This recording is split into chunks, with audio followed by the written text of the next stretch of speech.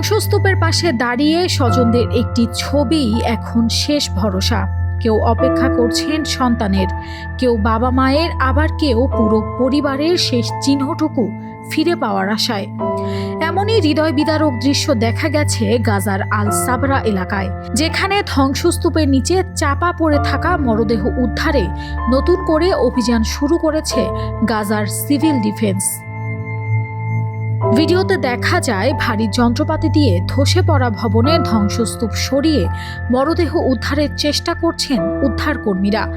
পাশেই নিখোঁজ পরিবারের সদস্যদের ছবি হাতে দাঁড়িয়ে অপেক্ষা করছেন শিশুরা।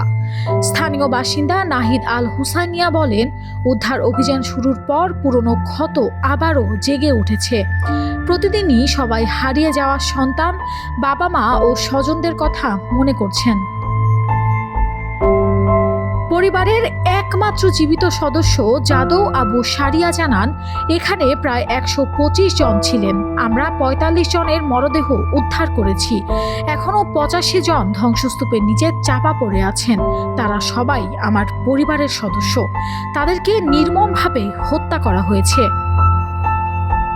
গাজার সিভিল ডিফেন্সের মুখপাত্র মাহমুদ বাসাল জানান, প্রয়োজনীয় যন্ত্রপাতির অভাবে উদ্ধার কাজ ব্যাহত হচ্ছে।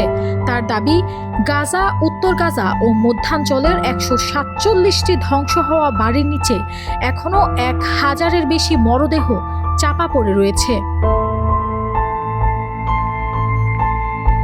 Nafisa Tasnim Ridhika, news trail.